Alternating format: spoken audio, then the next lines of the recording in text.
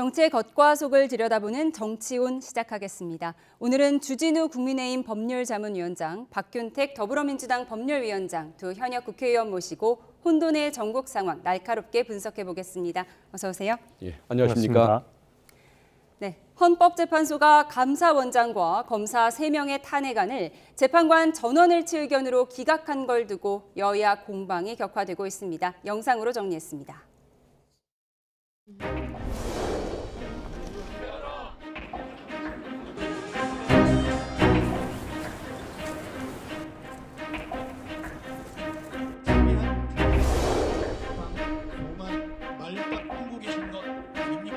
헌법재판소는 어제 검사 3명의 국회 탄핵소추에 대해 탄핵소추권이 남용됐다고 볼 수 없다고 밝혔습니다.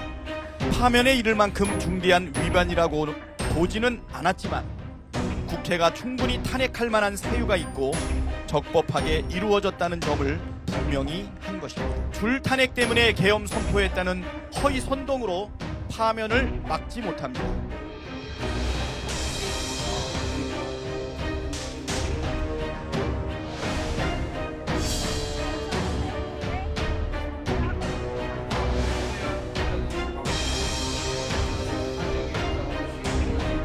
헌법을 중대하게 위반하여 탄핵받아야 할 대상은 감사원장과 검사들이 아니라 이재명 대표와 민주당인 것입니다. 정략적 탄핵 난발을 포함한 민주당의 입법 독주, 입법 독재에 대해 국민 앞에 석고대자하십시오. 한덕수 총리, 박성재 법무장관 탄핵도 기각이 뻔하니 국정혼란 수습을 위해 탄핵소추를 철회하십시오.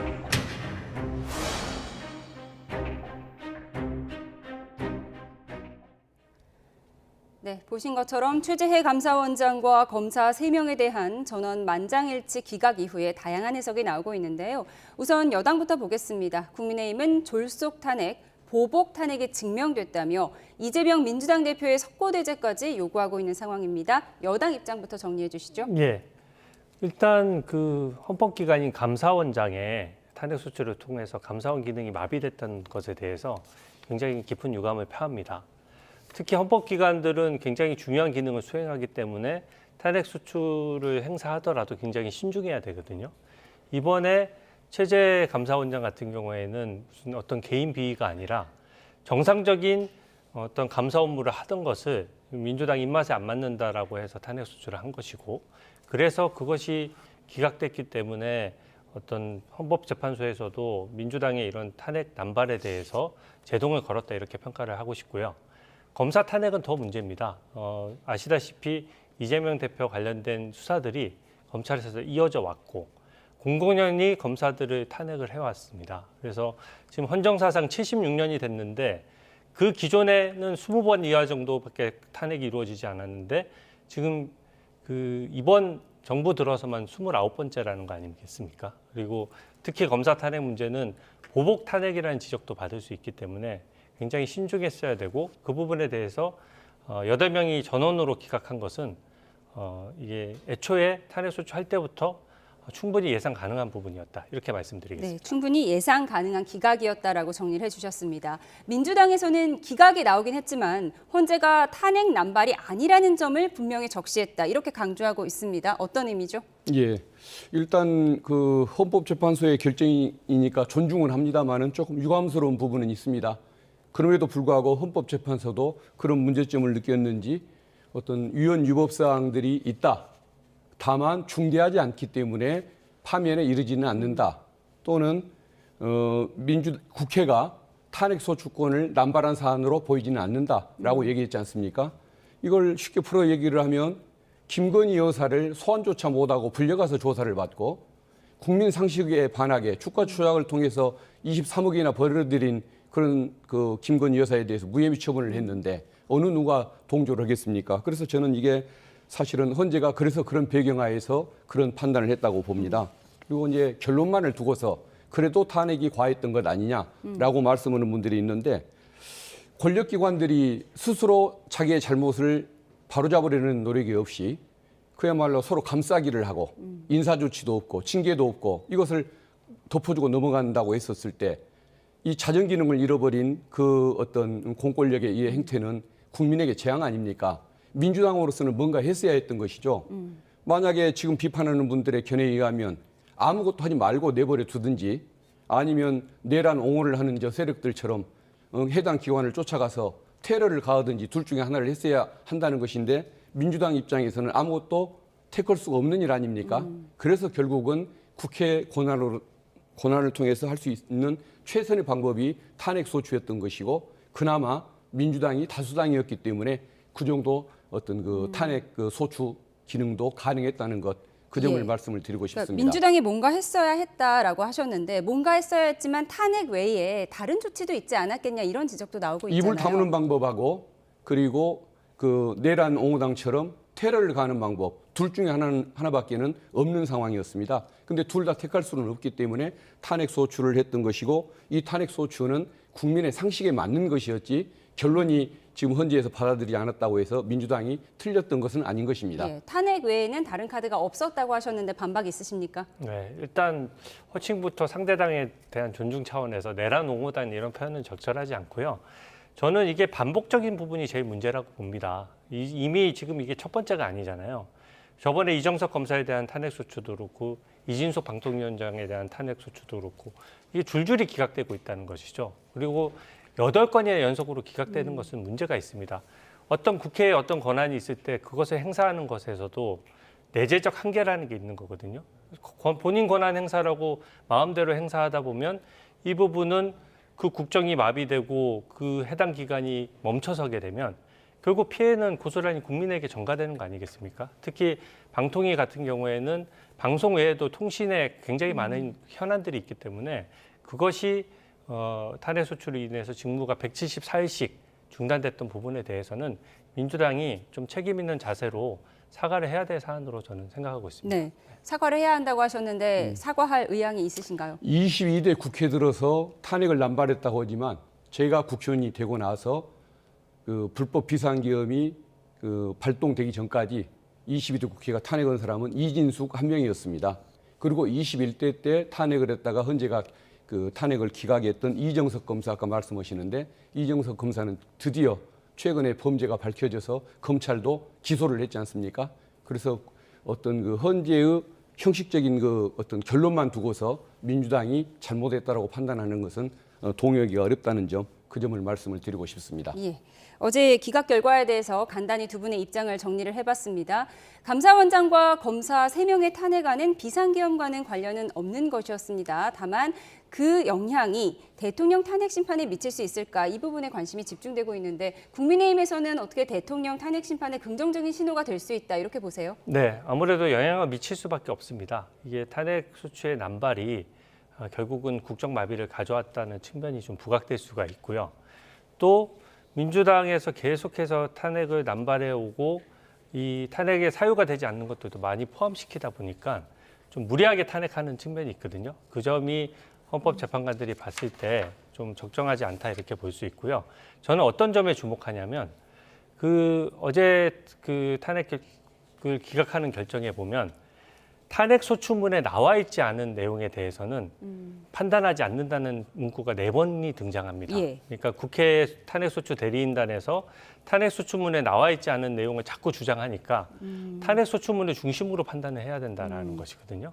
근데 탄핵 소추문이라고 하는 것은 국회에서 탄핵 소추를 할 때부터 국회의원들이 그것을 보고 그 내용을 확인한 다음에 탄핵에 표결을 하는 것인데 대통령 탄핵 같은 경우에는 아시다시피 내란죄를 중간에 빼버렸습니다. 그러면 우리 국민의힘 안철수 의원조차 내가 만약에 탄핵 소추문을 봤을 때 내란죄가 빠져 있었다면 나는 그 찬성표를 던지지 않았을 것이다 라고까지 얘기를 하는 것이거든요. 그러면 헌법상 헌법기관인 국회의원들이 표결할 때 당시와 그 탄핵 소추문의 내용이 달라졌기 때문에 저희는 탄핵 소추에 있어서 당연히 국회의원들의 재의결을 받아야 된다.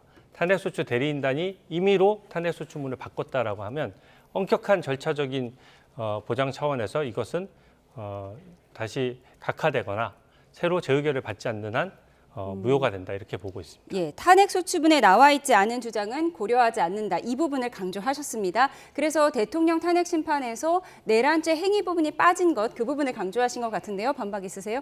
내란죄와 내란 행위는 같은 내용입니다. 같은 내용인데 형사법상 표현이 내란죄고 헌법적인 측면에서의 표현이 내란 행위인 것입니다. 그래서 그런 그 표현을 가지고서 어떤 시비를 거는 것은 옳지가 않고 그러니까 형법상의 내란죄를 뺀 부분에 대해서 이제 논란은 장기간 그리고 됐었어요. 뺐다는 것이 어떤 그 헌법재판소 결정문에 그 들어가 있는 내용을 국회 탄핵 소추 우결서 그 내용 중에서 한자도 고친 적이 없고 그대로 동일성이 유지가 되고 있습니다. 다만 헌법재판소에서 변론을 하는 과정에서 거기에 대해서 죄로 표현했느냐 내란 행위로 표현했느냐의 차이기 때문에 본질에 있어서는 아무런 차이가 나지 않는다는 점을 말씀을 드리고 싶고 그리고 여기에 대해서 아까 결론까지도 예측을 묻는 의미셨던가요? 아닙니다. 그건 아직 아니십니까? 네. 어쨌든 여기에 대해서는 그 결론에는 전혀 무관한 것이다. 서로 사안도 다르고 중대성도 다르고 또 증거의 어떤 정도에 있어서도 윤석열 그 파면 사건은 국민들이 직접 보고 들은 사건이기 때문에 비교할 수 있는 성질의 사건이 아니라는 점, 그 점을 말씀드리고 싶습니다. 여야 입장을 정리해 봤습니다. 두 분 말씀하신 것처럼 이번 탄핵 소추 기각이 윤 대통령의 탄핵 심판 선고에 미칠 영향을 두고 여야 모두 아전 인수식 전망을 내놓고 있는데요. 오늘 아침 정치권의 목소리 듣고 오시죠. 저희들은 헌법상의 기관으로서 헌법적인 절차에 따라서 한 거기 때문에 그는 평화로운 것이죠. 윤석열 탄핵 파면 선고가 거의 8대5로 날 가능성을 훨씬 강화시켜준 그러한 결론이다. 국회의 그 탄핵 소추권 남발에 대해서 그것은 남발이 아니고 정당한 헌법 수호 목적의 탄핵 소추였다라는 요 지점은 대통령 탄핵하고 딱 떨어지는 일치하는 것입니다. 그런 측면에서 저는 8대0을 탄핵 파면 선고를 유지합니다. 졸속적으로 심판을 진행해 놓고 지금 2주가 지나서 선고도 못하고 있지 않습니까? 이것은 상당한 문제가 있는 것이고 이렇게 해서 결과가 나온다면 납득할 수 없는 것이죠. 절차가 잘못됐습니다. 저는 지금까지도 헌법재판소에서 절차적으로 이것이 문제가 있다라고 해서 나머지 한치도 진행되지 못하고 그것을 두고 논란을 벌이고 있을 가능성도 있다고 봅니다. 그럼 각하되겠죠. 네, 우선 국민의힘 김재원 전 최고위원은 절차적 문제 때문에 각하될 수 있다고 주장을 했습니다. 앞서 주 의원님 말씀과 동일한 의미인 것 같고 또 나경원 의원이 지금 파면하면 안 된다, 각하해야 한다는 탄원서를 제출을 했는데 82명이 동의를 했다고 하죠. 네, 저도 동의했습니다. 그 내용을 좀 정리해 주시죠. 저는 아까 탄핵 소추문에 내란죄가 빠진 부분도 말씀을 드렸는데 민주당은 자꾸 내란죄와 내란 행위가 동일하다라고 말씀하시는데 그렇다면 반대로 왜 뺐습니까? 완전히 동일한 내용이라면 뺄 필요가 없었던 부분이고요. 그 내란죄를 뺀 부분만 문제를 삼는 것이 아닙니다. 기존에 헌법재판소는 단심제이기 때문에 어떤 절차를 진행하는 데 있어서 중간중간에는 헌법재판관들이 다수결로 결정을 하거든요. 하지만 헌법재판의 진행 과정에서 절차적 위반이 있다라고 하면 거기에 동의하지 않는 헌법재판관들은 각하 의견을 낼 수가 있는 겁니다. 근데 절차적 위반에 대해서 국민들께서 다 지켜보셨다시피 일단 반대 신문권이 제대로 보장이 안 됐고요. 시간 제한으로 45분의 시간을 주고 반대 신문권을 행사한다는 것이 말이 되지 않고 또 7만 쪽, 220건에 달하는 수사 기록을 임의로 헌법재판소법에 반하게 증거로 채택을 했어요. 그 얘기는 그 방대한 기록 중에서 반대 신문권은 보장하지 않으면서 필요한 부분들을 발췌해서 증거로 쓰겠다는 것인데 아시다시피 공수처의 불법 수사 논란도 있기 때문에 그 증거들 중에는 분명히 오염되거나 과장되거나 왜곡된 증거들도 있는 것이거든요. 그것에 대한 검증 절차가 없었다는 점, 또 대통령이 직접 재판의 당사자로서 본인이 필요한 부분들은 증인에 대해서 직접 물을 수 있도록 해줘야 되고 그것이 적법 절차 중에 핵심 중에 하나인데 그런 직접 묻는 그 행위조차도 다 제동을 걸었어요. 그러니까 대통령의 변호인단과 헌법재판관들의 의견이 상충됐을 때 매번 헌법재판관들이 재판하기 편한 대로만 결정을 해왔지 변호인단의 의견이 계속 묵살돼 왔다라고 생각합니다. 그런 점이 절차적 위반일 수가 있고 아까 내란죄를 뺀 부분과 합쳐진다라고 하면 충분히 절차적 위반으로서 이 재판이 각하될 수 있다고 생각합니다. 예, 단심제이기 때문에 절차적 흠결이 있으면 안 되는데 증거도 왜곡됐을 가능성이 있고 또 앞서 말씀하신 탄핵소추문에서 내란죄가 빠진 부분을 문제 삼으셨습니다. 반박하시죠. 예, 자꾸 실체 자신이 없으니까 형식적인 요건인 어떤 각하 이런 얘기를 자꾸 얘기를 하는 것일 텐데요. 이게 각하 사유였으면은 재판이 진행이 될 수가 없는 것이니까 헌법재판소에서 이미 지적을 하고 거기에 대한 판단을 했을 겁니다. 근데 그 얘기를 하지 않는 것은 당연히 이게 절차상 문제가 없기 때문에 재판을 진행했고 실체적인 판단을 앞두고 있는 상황이라서 그런 각하 얘기를 꺼내는 것은 옳지가 않다.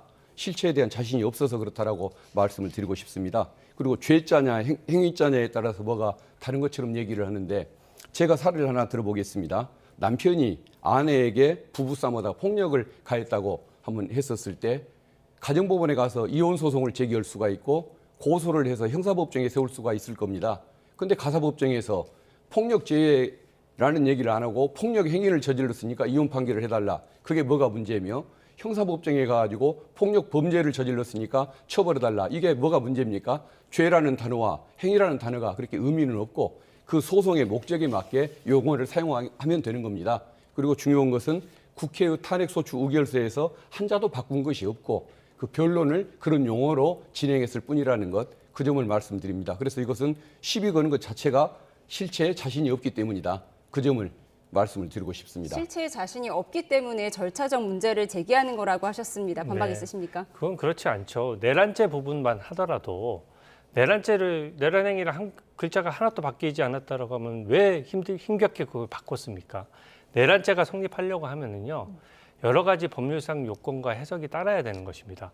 비상계엄 이퀄 내란이다. 그런 논리는 성립하지 않죠. 그리고 자꾸 내란죄가 이미 성립한 것처럼 단정을 하시는데 우리 형사재판에서는 엄연히 무죄 추정의 원칙이 있고 이재명 대표도 거기에 지금 기대서 계속 무죄 추정 원칙을 하면서 5개 재판을 끌어오고 있는 상황이지 않습니까? 그런 상황 하에서 내란죄만 유독 무죄 추정을 안 받는다라고 할 수 없는 것이고요. 실체적인 부분도 그렇습니다. 지금 현재 충실한 재판이 되기 위해서는 증인을 충분히 불러봐야 되거든요. 근데 홍장원 국정원 1차장 또 곽종근 특전사령관 같은 경우에도 사전에 민주당 의원들이 접촉하면서 특히 곽종근 특전사령관 같은 경우에는 지인들한테 나를 내란죄로 엮겠단다라고 하면서 호소하는 녹취록까지 나왔어요. 실제 녹음 육성까지 나온 거거든요. 그렇다라고 하면 핵심 증인들의 증언이 오염되고 미리 민주당 의원들이 접촉했다라고 하면 이 재판을 조금 더 충실히 해서 그 사람들의 증언을 검증하는 절차가 있어야 되는데 홍장원은 겨우 45분씩 2번 불러봤을 뿐이고요. 그다음에 곽종근 특정사령관은 한 번 불렀을 뿐 이 의혹이 새로 제기됐는데도 다시 안 부르고 있다는 것이죠. 그래서 이 실체를 판단하는 데 있어서도 증거가 많이 모자란 상황이다. 더 재판을 해야 될 수 있다. 이런 점을 지적합니다. 그러면 대통령 복귀를 바라는 여당 의원 측에서는 네. 기각보다는 각하에 더 무게를 두고 있는 건가요? 더 기대를 하는 건가요? 네, 근데 증거가 오염됐을 때 2가지 다 가능한 것입니다. 증거에 절차적인 위반이 있으면 각하 처분이 가능한 것이고요. 그 오염된 증거들을 다 걷어냈을 때 실체적인 사실관계가 제대로 규명이 안 되면 기각이 될 수 있는 것이어서 각하나 기각은 법률상의 좀 효력은 다르지만 궁극적으로는 둘 다 대통령이 직무에 복귀하고 탄핵이 인용되지 않는다는 측면에서는 별다른 차이가 없다라고 생각합니다. 예, 기각 또는 각하를 바라는 여당 의원의 목소리를 들어봤는데요. 민주당 쪽에서는 8대0 인용 가능성을 말하는데 박범계 의원의 목소리도 들어봤습니다. 그러면서 박범계 의원이 오늘 이런 얘기를 했어요. 적법한 탄핵은 평화로운 것이다. 이런 발언을 했는데 어떤 의미로 봐야 할까요? 적법한 탄핵은 평화로운 것이다. 그 부분은 결국은 어떤 헌재가 어떤 결론을 내리느냐에 따라서 나라가 절단날 것처럼 걱정하는 분들이 있습니다. 그런데 탄핵 인용 결정, 파면을 인용하는 결정을 내리게 된다면 그 결정은 적법한 것이고 또 국민 상식을 가진 국민들의 의사에 부합하는 것이고 또 그에 따라서 대선 절차가 치러지면서 대선 모드로 들어가기 때문에 세상이 바로 조용해지고 고요해진다. 평화를 회복한다. 그러나 이제 기각했을 때는 전혀 반대의 상황이 올 텐데 그런 상황을 아마 빗대서 하시는 말씀이 아닌가 싶고 그리고 주진우 의원님 말씀한 것 중에 보면 내란 죄냐 행위냐 증언의 시간이 어떻다 그다음에 또 증인들을 민주당 의원들이 만나서 진실을 얘기해달라고 요구한 걸 가지고 회유니 많이 이런 식의 얘기를 하는데 저런 식으로 모든 것을 실체와 관련 없는 그 트집들을 잡다 보니까 지금 헌재가 하나하나 다 판단해 주느라고 그 아마 평의 절차가 늦어지는 것 같은데 결국은 진실은 진실은 분명한 것이니까 8대 0의 파면 결정은 분명히 나올 것입니다. 왜 그러냐면은 헌법재판관들이 여기에 대해서 기각 결정문을 쓰려고 해도 왜 기각을 해야 하는지 펜대가 나가지 않아서 그 결정문을 쓸 수가 없는 것이라 결론은 명백하게 국민 상식에 맞게 나올 거라는 점, 그 점을 좀 말씀을 드리고 싶습니다. 기각 결정문을 쓰려고 해도 써지지가 않을 거라고 하셨는데 반박 있으십니까? 이진수 방통위원장부터 해서 다른 현재 기각됐던 모든 탄핵 소추를 얘기할 때 민주당 의원들은 다 똑같이 말씀하셨습니다. 충분한 탄핵 사유가 되고 충분한 파면 사유가 되고 입증할 증거도 충분하다. 하지만 결과는 어땠습니까? 8대 0인 기각이 계속 반복되고 있습니다. 여기서 그치는 게 아니에요. 한덕수 권한대행에 대한 탄핵 소추 결정도 남아 있고요. 또 법무부 장관, 박성재 법무부 장관에 대한 것도 변론을 한 번만 열고 나면 또 탄핵이 기각될 것이 뻔합니다. 그런 상황이기 때문에 그렇게 일방적으로 8대 0을 자신할 문제는 저는 전혀 아니라고 생각하고 8대 0을 네. 자신할 문제는 네, 아니다라고 네. 정리하셨습니다. 이런 가운데 국민의힘이 탄핵이 기각되면 탄핵 심판 비용을 탄핵 소추안을 발의한 측에서 부담하도록 하는 특별법을 당론으로 발의했다고 하는데요. 좀 오래전에 발의한 거죠? 예, 제가 대표 발의한 법안인데요. 예. 국민의힘 차원에서 당론으로 발의했습니다. 이게 뭐 당리당략적인 것이라기보다 이것이 통과되면은 어쨌든 민주당이든 국민의힘이든 앞으로 계속 이 법안에 적용을 받는 것인데요.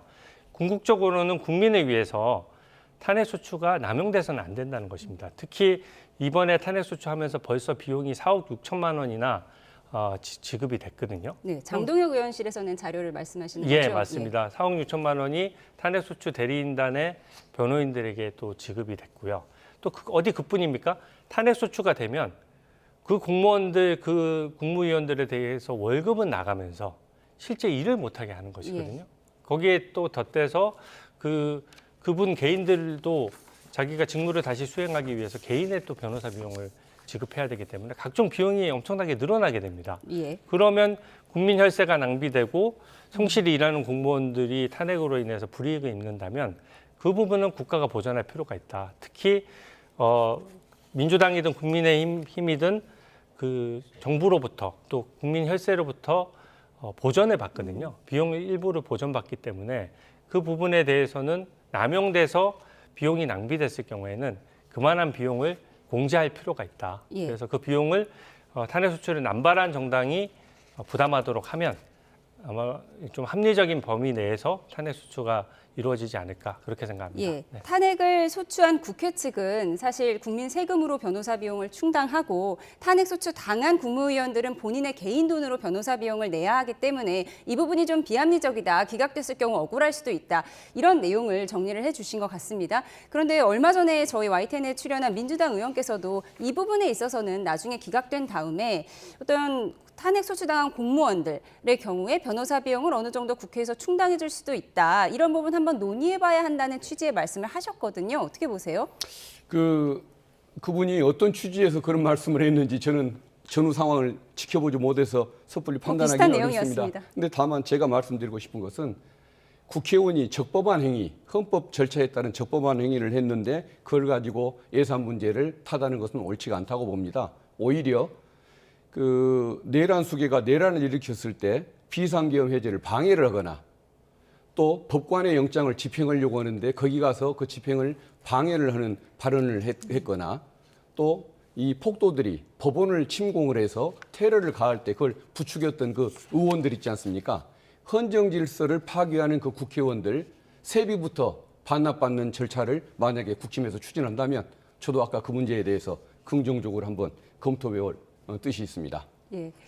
헌법재판소가 최우선적으로 심리하겠다고 했던 윤 대통령 탄핵 심판의 결론, 당초에 오늘 나올 것이다 이런 추측도 많았는데요. 아직 안개 속입니다. 8대 0이다, 6대 2다, 5대 3이다 뭐 여러 정보지도 돌고 있는 것 같지만 사실 아무것도 정해진 건 없는 거잖아요. 지금은 평의가 어느 단계에 이른 것으로 보이세요? 네, 일반적인 절차를 먼저 말씀드리면 이제 지금은 그 쟁점별로 평의를 계속 이어가고 있는 상황이고요. 평의가 좀 늘어나는 것은 그 대통령의 구속 취소 과정에서 공수처의 불법 수사 부분이 문제가 됐기 때문입니다.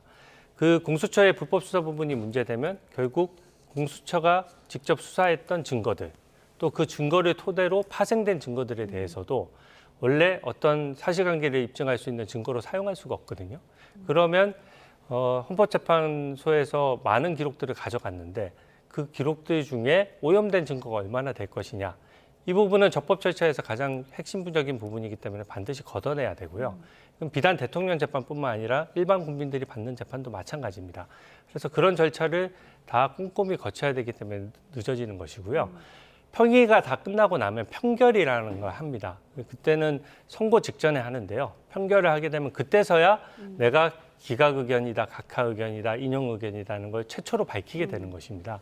그래서 아직까지는 어떻게 보면 안개 속에 있는 것이고요. 네. 다만 절차적인 우리 헌법재판소가 헌법 정신을 지키는 데 가장 그 태도에 있는 기관인 거거든요. 그래서 우리 헌법 정신의 가장 핵심은 절차적 정의이기 때문에 절차적 정의를 바로 잡아주고 엄격하게 해석하고 국민 관점에서 판단해주는 헌법재판소가 됐으면 좋겠습니다. 예.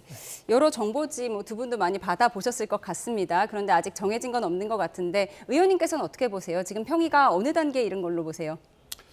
지금 아마 최종 결론을 내리지를 못했기 때문에 선고가 늦어지지 않을까 싶긴 한데 이제 걱정하는 것은 신중하게 하는 그 과정에서 늦어지는 것이냐, 혹시라도 합의에 이르는 과정에서 뭐 의견 대립이 있어서 늦어지는 것이냐. 그 부분 놓고 여러 갑론을박이 있더라고요. 국민들께서 이제 걱정을 하실 텐데 걱정하는 심정은 제가 알겠습니다만은 아마 아까 주진우 의원님 말씀하시는 것처럼 그 어떤 그 피청구인 쪽 변호인들이 온갖 주장을 다 하고 죄냐 횡이냐 뭐 시간이 어떻다 뭐 바른 시간을 제한을 했다 누가 만났다 모든 것을 다 시비를 걸다 보니까 하나하나를 다 극복하고 합의를 이루어가는 과정에서 시간이 걸릴 거라는 생각이 좀 듭니다. 그래서 그런 그 뭐 절차가 늦어지는 것은 그 때문일 것이고 다만 결론은 아까 말씀드린 것처럼 30년간 법관 생활을 해왔던 헌법재판관들이 자기의 명예가 있는데 내란 수계로 하여금 대통령직에 복귀를 해서 대통령을 계속해라, 군을 계속 통수하라 이런 결정은 내릴 수가 없기 때문에 반드시 8대0 결정이 날 수밖에 없다. 그 점을 분명히 말씀드리고 그 점에 대해서는 걱정을 안 하셔도 될 것 같다. 그 점을 어떤 말씀드리고 결론이 싶습니다. 날지 여야의 입장을 똑같이 들어봤습니다. 그런가 하면 천대엽 법원행정처장이 윤 대통령 구속 취소에 즉시 항고를 할 필요성을 언급한 걸 놓고도 여야가 치열한 공방을 벌이고 있습니다. 천대엽 법원행정처장에 이어 어제 윤곽근 변호인의 목소리까지 듣고 오시죠. 검찰에서도 이제 계속해서 그 재판부의 결정에도 불구하고 일수로 계산하겠다라고 하고 있는 굉장히 혼란스러운 상황이 앞으로 좀 지속될 수밖에 없기 때문에 저희들은 이제 그 재판부 취소결정 재판부의 입장처럼 이 부분에 대해서는 적시항고를 통해서 상급심의 판단을 받는 것이 좀 필요하다라는 생각은 가지고 있습니다. 제 길을 의심하지 않을 수 없었습니다. 저것이 법원 행정처장의 답변인가 대법관의 답변인가 그런 생각을 하지 않을 수 없었습니다. 즉시 항고는 검찰에서 판단해서 해야 될 일입니다. 그것을 법원 행정처장이 즉시 항고를 하라고 하는 듯한 취지로 답변하는 것은 삼권 분립의 정면으로 반하는 것입니다. 네, 대통령 구속 취소를 결정한 하급심 법원의 판단은 엄격하게 내린 결과이다. 하지만 검찰이 즉시 항고를 해서 상급법원의 판단을 다시 받아봤어야 한다는 취지의 법원 행정처 차장의 발언에 대한 후폭풍이 이어지고 있습니다. 주진우 의원께서는 고등법원에 대한 사법 가이드라인을 법원 행정처장이 내린 것이다라고 비판을 하셨어요. 네, 일단 발언 내용만 놓고 보면 저는 좀 적절하지 않은 발언이었다라고 봅니다. 왜냐하면 이게 지금 대법관, 특히 법원을 대표하는 사법부 신뢰의 핵심은 판결로서 얘기하는 것이지 어떤 행정적인 발언은 최소화해야 되는 것이거든요. 근데 지금 특히 법무 검찰에 관련된 업무에 대해서 즉시 항고의 취지는 어떻든지 간에 즉시 항고를 해야 된다는 취지로 해석될 수 있는 발언을 했다는 점에서는 저는 실언이라고 보고요.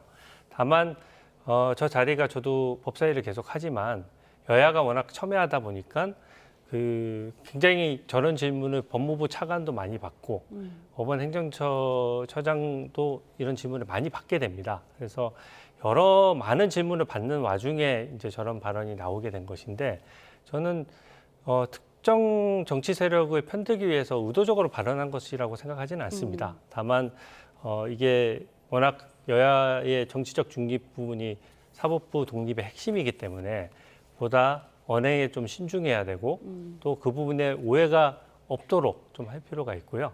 그런 면에서 어제 그 검찰총장이 즉시항고를 하지 않는 걸로 방침을 정한 것은 네. 저는 타당했다고 봅니다. 한번 결정을 했는데 정치권에서 얘기한다라고 해서 그 결정을 쉽게 바꾼다라고 하면 이제 앞으로 그게 선례가 돼서 어떤 결정이 있다 하더라도 각 정당에서 압박을 하려고 할 것이거든요. 그래서 검찰이든 법원이든 이 부분에 정치적 중립이 가장 법치주의의 핵심이기 때문에 저는 그 부분에 대해서 즉시항고 포기는 적절했다라고 보고요. 법원에서 앞으로 이런 거에서 있어서 치우치지 않고 판결함으로써 사법부의 중립이 살아있다는 것을 국민들께 직접 입증해 주셨으면 좋겠습니다. 예, 천대엽 법원행정처장의 발언에 대해서 분석을 하고 있는데 법원행정처장은 대법관이잖아요. 예. 근데 대법관이 하급 법원에 가이드라인을 준 것이다라는 비난이셨던 것 같아요. 그리고 대통령 측에서는 법원이 검찰의 뭔가를 압박하는 삼권분리 원칙에 위배된다라고 비판을 하고 있거든요. 어떻게 보세요? 아마 검찰이 항고를 하면 저게 반드시 뒤집힐 겁니다. 그래서 윤석열 피고인이 다시 재수감되는 상황이 두려워서 저런 식으로 반발을 하는 것일 겁니다. 근데 법원행정처장이 어제 그 상황에서 왜 그런 답변을 했을까? 결국은 그저께죠. 첫째는 검찰이 아주 비겁한 태도를 취했습니다. 검찰총장과 법무차관이 뭐라고 했냐면 법원 결정 잘못됐다. 저도 제가 봐도 잘못됐고 잘못된 것이 맞습니다. 그런데 잘못됐다고 주장을 하면서 법원을 비난을 하면서 즉시항고할 수 있는 길이 있는데 불복 절차를 다투지는 않으면서 비난을 하는 겁니다. 그러니까 그렇게 불만이 있고 수긍하지 못하면 즉시항고를 통해서 시정하는 절차를 밟아라 라고 얘기를 한 겁니다. 그 답변이 뭐가 문제입니까? 이유 없는 항상 법원이 뭔 결정을 내릴 때마다 따지고 불복하고 항소하고 늘 그렇게 비판을 하던 검찰이 왜 윤석열 피고인 사건에 대해서는 즉시항고도 안 하면서 이런 식으로 그 법원을 비난하는가? 그러니까 항고를 통해서 다퉈라라고 얘기를 하는 것이 그 절차를 안 내준 것이 뭐가 문제겠습니까? 그래서 저는 저런 그 태도들은 굉장히 이율배반적인 태도이고 윤석열 피고인이 재수감될까 봐 겁이 나서 방어막을 치는 그런 행태에 불과하다. 그렇게 생각을 하고 있습니다. 예, 검찰이 법원 결정 잘못됐다고 말하면서 불복 절차를 밟지 않은 것이 비겁하다고 하셨습니다. 그런데 불복 절차를 밟지 않은 거는 또 위헌 가능성 때문이다 이렇게 주장하고 있잖아요. 네, 맞습니다.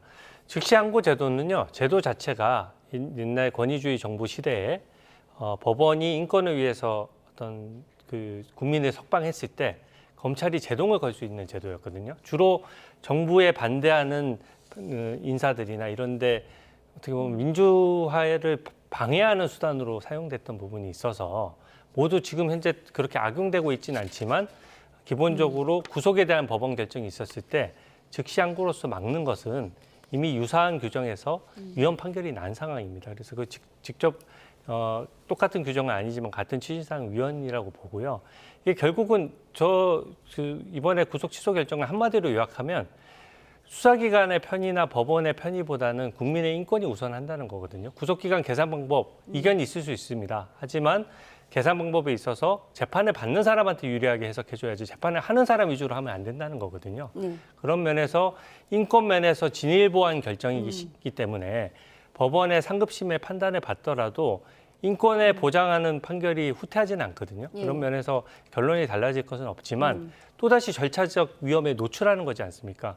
불법 수사로 인해서 불법 구금이 됐는데 또다시 절차적 위험에 노출시킨다고 하는 것은 인권 보장 차원에서도 바람직하지 않기 때문에 저는 이번 결정이 다 타당했다라고 생각합니다. 예, 위헌 가능성이 있어 항고를 포기한 부분 정리를 해주셨습니다. 그런데 민주당 이용호 의원은 심우정 총장을 향해서 도주 원조죄라는 이야기를 했는데 도주 원조죄가 어떤 건가요? 도주 원조죄라는 것은 그 구속된 피의자가 도망하도록 도와줬다라는 얘기인데 그 지적이 충분히 일리가 있는 겁니다. 그러니까 지금 유연성 때문에 즉시 항고를 안 했다고 얘기를 하지 않습니까? 이건 2015년도에 이게 법률적으로 입법적인 논쟁이 있었습니다. 그때 법무검찰이 위헌이 아니니까 존치를 해달라고 요구를 했고 국회 법사위원들이 그 말이 맞다라고 그걸 남겨두기로 입법적인 결단을 해서 이 조항이 남아 있는데 어떻게 검사가 헌법재판소도 아니면서 자기들이 이걸 위헌이라고 판단을 합니까? 그 태도가 분수를 넘는 짓이라는 것을 말씀드리고 싶고 또 하나는 이 구속 취소 결정에 대해서 즉시 항고를 해서 신병 석방 후 즉시 항고를 하거나 바로 풀어주지 않고 즉시 항고를 해서 법원이 받아들인 사례가 7건이 지금 발견이 되고 있습니다. 그러면 그 당시에 검사, 그 당시에 판사 이 사람들은 그러면은 어떤 헌법을 어기고 위헌적인 일을 했던 사람입니까? 그래서 잘못된 거죠. 그래서 윤석열 피고인을 봐주기 위해서 이런 법률적인 술수를 부리는 저 사람들이 도주원죄죄라는 평가를 받을 만하다. 이렇게 저는 충분히 대통령 그렇게 석방 생각을 이슈 합니다. 관련해서 정리를 해봤습니다. 그런가 하면 이재명 민주당 대표가 오는 26일 공직선거법 위반 혐의 2심 선고를 앞두고 위헌 법률 심판 제청 신청 카드를 다시 꺼낸 배경이 관심입니다. 지난달 4일에 이어서 두 번째고요. 아직 첫 번째 결론도 나오지 않은 상황이잖아요. 두 번째로 하면서 같은 항목에 대해서 지금 문제를 제기한 거죠. 예. 어떤 차이가 있는 건가요? 일단은 제가 내용을 직접 보지를 않는 입장이라 정확히는 모릅니다만은 일단은 모든 행위를 어떤 규율의 대상으로 놓는 것 이게 타당하느냐.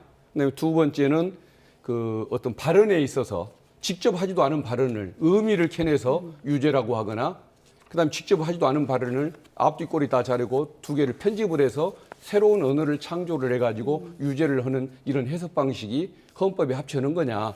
이 부분을 가지고서 아마 문제를 제기하는 것이고. 공직선거법 관련 그래픽이 있는데 좀 준비를 해주시죠. 예, 말씀하세요. 예, 그런 이런 신청을 했다고 해서 재판 절차가 중단이 되지가 않습니다.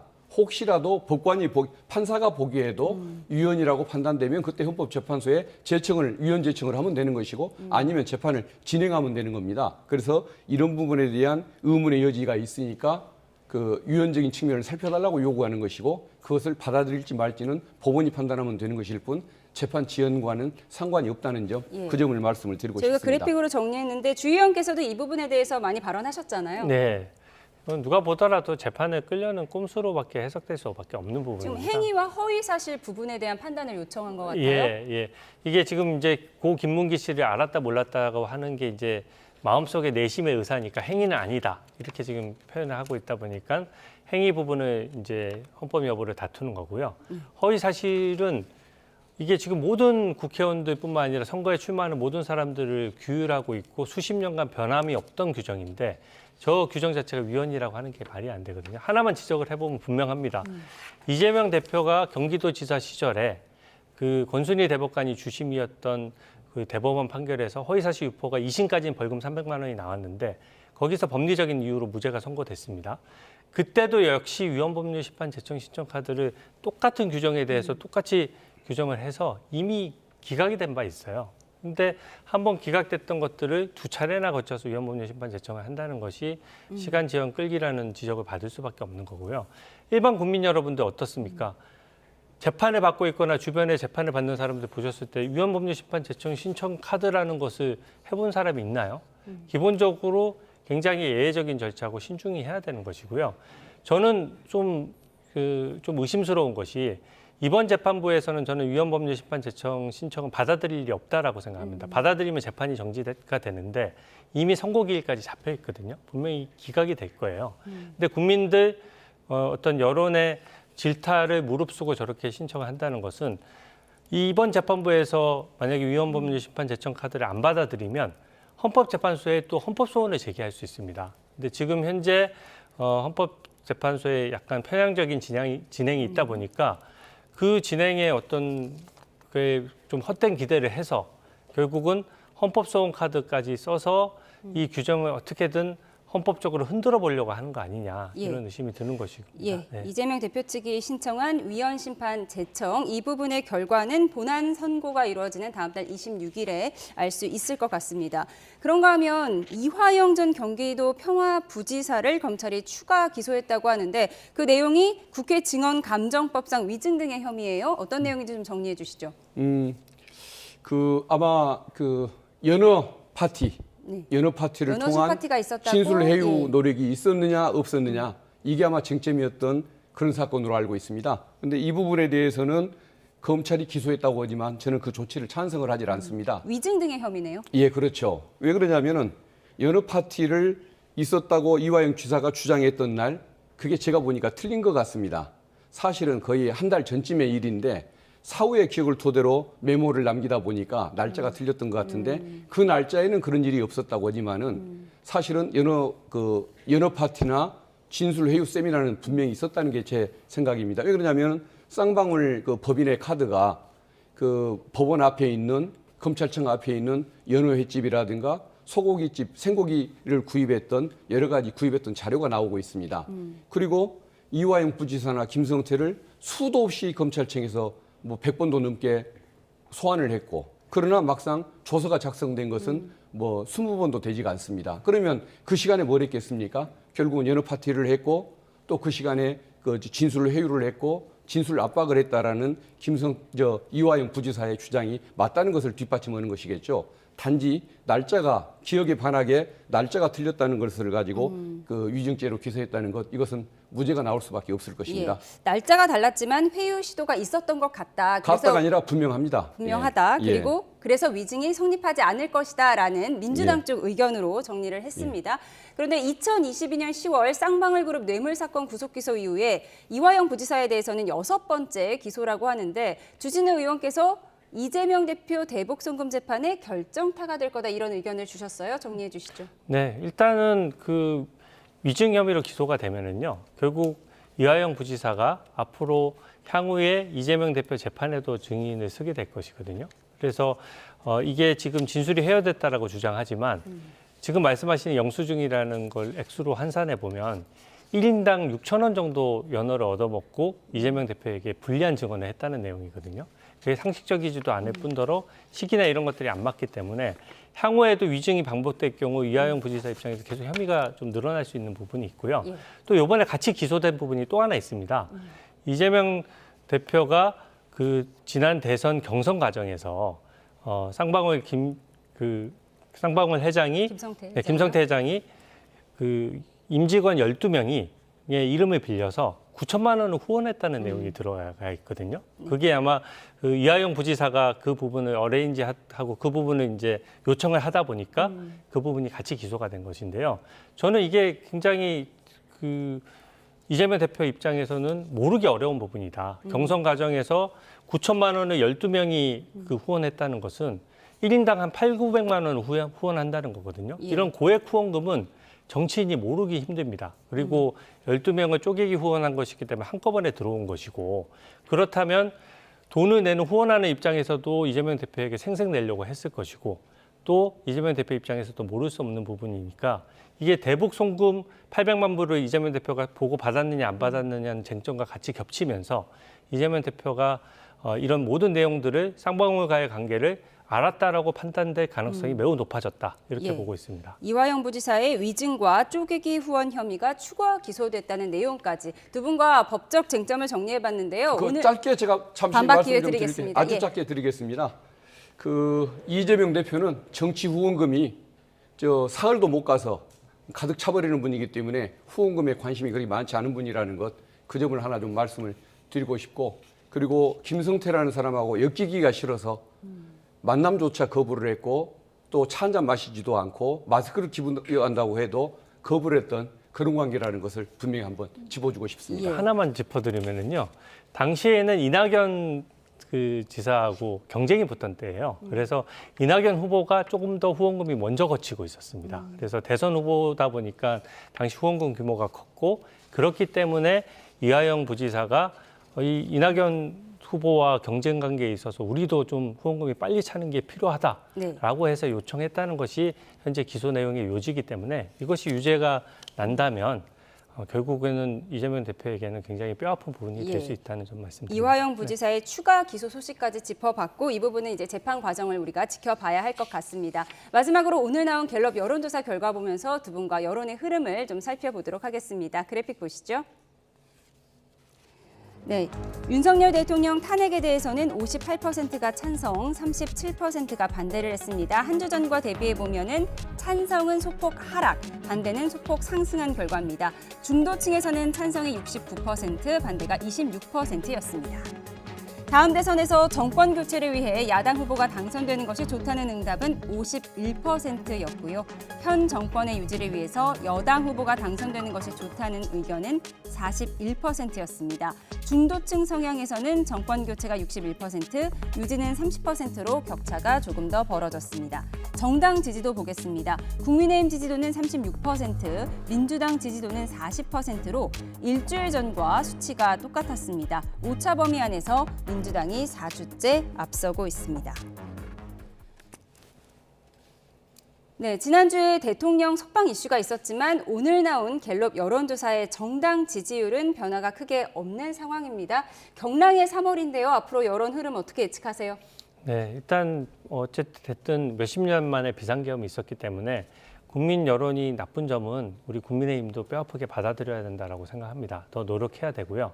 그럼에도 불구하고 현재 민주당이 기대했던 것보다 차이도 안 나고 여론 추이를 보면 오히려 벌어졌던 차이가 좁혀지고 있어요. 근데 그 얘기는 탄핵과 특검을 남발하는 이 모습이 과연 국정을 걱정하는 모습이냐 아니면 이재명 대표를 위한 것이냐 이걸 지금 국민들이 다 보고 계시는 거거든요. 그래서 그런 점에 있어서 여론 추이가 민주당과 상대적인 경쟁적인 측면이 있다는 점을 말씀드리고요. 마지막으로 대통령의 탄핵 재판은 물론 여론도 귀 기울여 봐야 됩니다. 하지만 국민이 직접 민주적 정당성을 부여한 절차고 대선이 자주 반복된다고 해서 국익에 무슨 도움이 되겠습니까? 그래서 특별 의결 정족수에 따라서 국회의원도 3분의 2 이상이 찬성해야 되고 헌법재판관도 3분의 2 이상이 동의해야 되는 것이거든요.